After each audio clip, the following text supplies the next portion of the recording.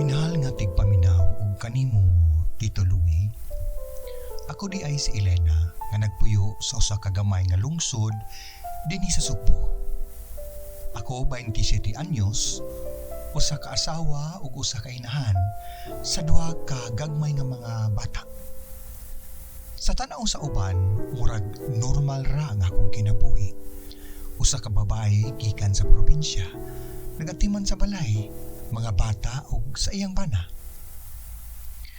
Apan sulod sa among panimay, adunay unos nga naguba sa akong kasing-kasing ug sa akong kalag nga wala kini makita sa mga katawan. Ang akong bana si Leo mao kaniadto ang akong damgo. Sa among kasal, gihuna-huna nako nga siya ra gyud ang tanan nga akong giampo. Masinabtanon, kugihan ug mahigugmaon. Apan sa paglabay sa panahon, nausab siya. O bisan maora gyud kini ang iyang kinaiya apan wala lang gyud ako makita kaniadto. Wala man ko niya pasakiti gamit sa iyang mga kamot. Walay makita ang bunog. Walay samad nga mahimong istoryahan sa mga silingan.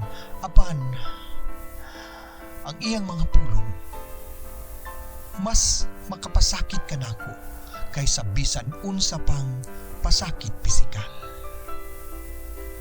Nganong pirmi man kang magsamok nining bay? Nganong hugaw kining bay? Ingon niya, bisan kung tibok adlaw kong nang limpyo. Tapulan gyud ka, tapulan. Walay lami imong luto. Unsa man ka nga klase nga asawa nga dili makapalipay sa bana bisan sa pagkaon.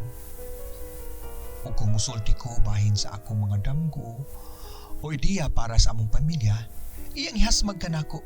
Unsa may nahibaw animo? Probinsyana raman ka. Mga tigpaminaw o Tito Louie, sa sinugdan giantos na kita ko. Kapoy lang siguro siya. Ingon ako sa kong kugalingon na stress na siguro siya sa trabaho. Apan kada adlaw, ang iyang mga pulong murag kutsilyo nga nagisi sa ako ang kalag.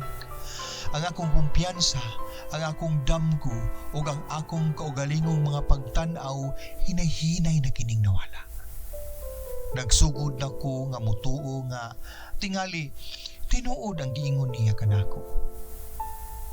Tingali dili ako igo. I am not enough.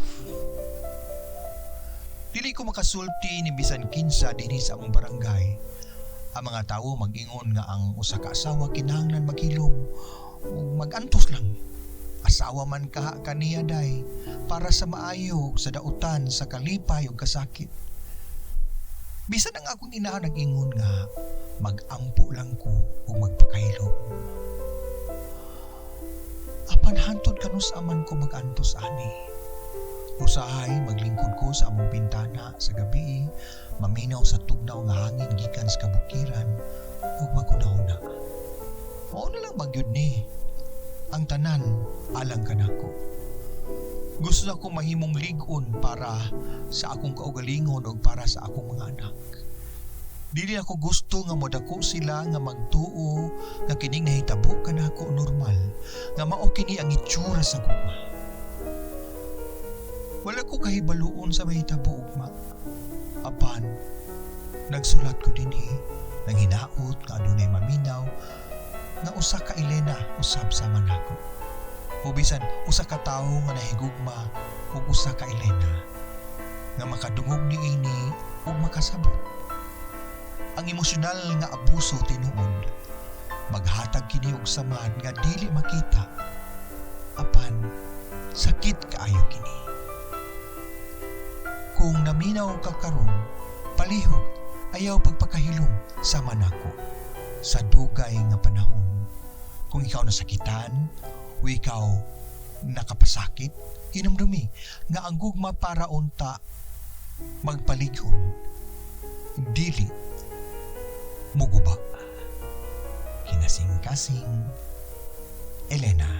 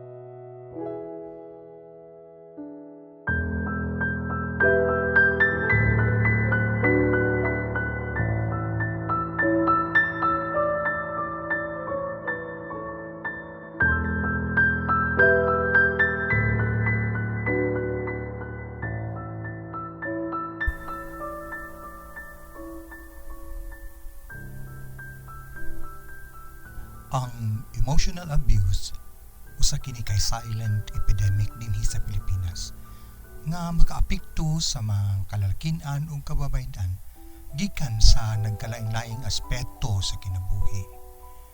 Samtang ang physical abuse mo'y kasagaran nga gisgutan, ang emotional abuse usahay ra kining makita apan dili kini malimod.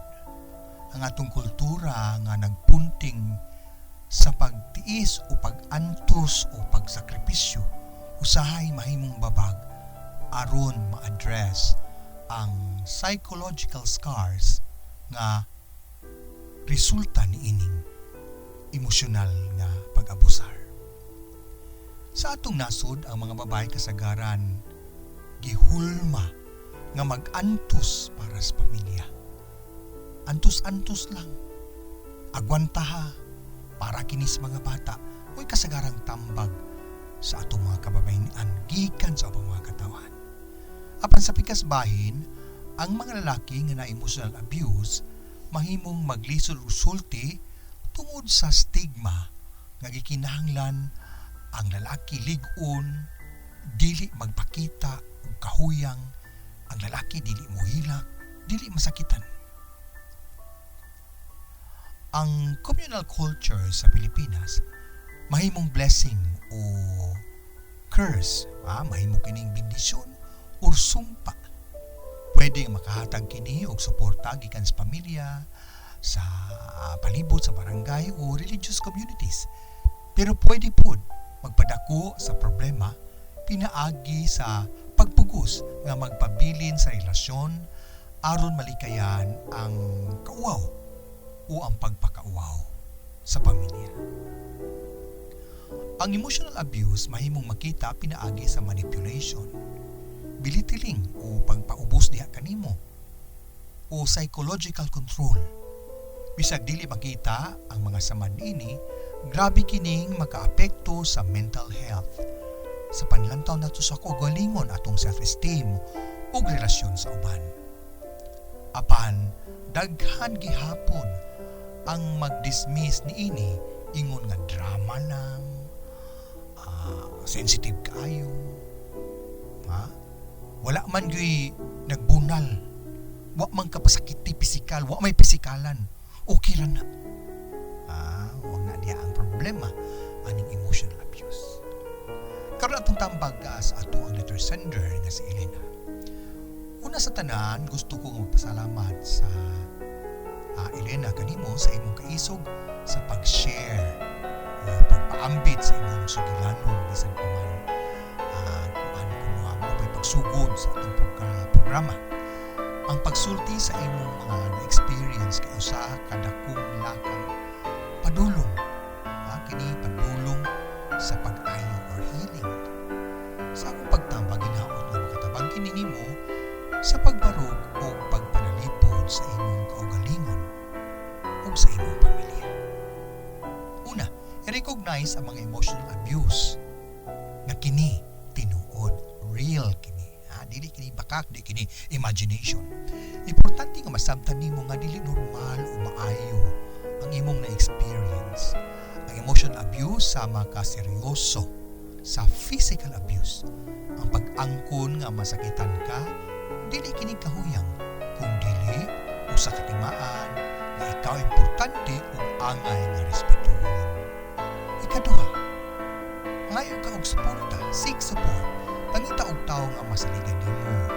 Bisan usa makinigahigala, igsuon ka pamilya, maminaw nimo. Kung dili ka komportable nga musulti sa pamilya tungod sa kultura nato, no? Pwede ka nga mangita og tabang gikan sa mga women's organization. Parihas sa mga Gabriela, mga ang atuang kanang women's desk sa atong kapulisan, sa abawsi sa ato ang mga kabaranggayan na naman na sila. Ikatulo, mag-set ka og boundaries. Kinahanglan adunay utlanan. Hinahinay og sugti sa pagsulti imong bana kung unsa ka na hurt o nasakitan sa iyang mga pulong, pananglitan. Pwede ka mo ingon, nasakitan ko sa imong giingon, palihog paminawasan ang akong gibati. Unya, dili man kini magdala og instant kakausaban, pero makatabang kini nga magamit nimo ang imong tingog. Ikaw pa, i-prioritize ang imong well-being, ang kaayuhan sa imong kaugalingon. Ayaw kalimti nga importante ang imong kaugalingon. Pangita og mga butang nga makapalipay kanimo bisan sa gamay nga paagi, pagbasa, mga gardening, paguban sa mga higala. Kung maligon ka emotionally, mas daghan ka og mahimo alang sa imong mga anak o sa imong kaugalingon. Unsa may atong ihatag kung mapupos na kita? Una nga atog yung atimanon atong kaugalingon. Consider counseling or therapy. No, kung adunay available, di lang kakay makagastar, kung posible pangita gyud og counseling or therapy kung posible kini. Daghan karon sa Pilipinas ang naghatag og free or affordable mental health services. Pangita diha online na ana ang ubang kasagaran ana. Ang usa ka professional nga makatabang nga masabtan nimo ang imong emosyon ug unsaon pag-manage sa imong sitwasyon. Sila din na mga counseling services mo na ang makatabang mga taga DSWD na sila yung kung ikaw kinahanglan ando na kay exit plan. Unsa man kini exit plan? Kung mahimo, kung dili ka naluwas ang sitwasyon, lisod na para nimo o sa imong mga anak, magplano na ka sa pagbiya.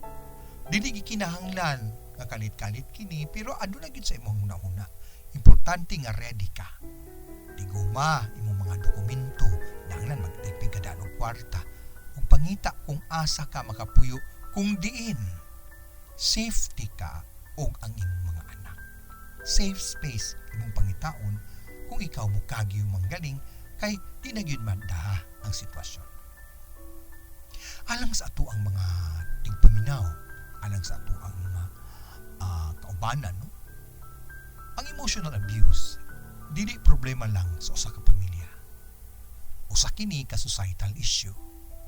Kinahanglan nga ma-educate kitang tanan sa ato mga komunidad aron masabtan ug masulbad kini. Ang mga pamilya ug barangay dapat mahimong refuge, dili lugar nga magpalawom sa trauma o mga kasakit.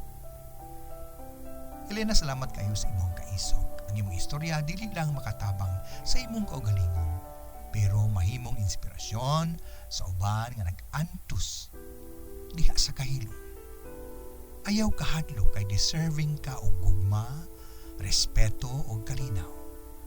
Hinay-hinay lang, pero sigurado magmaligon ka.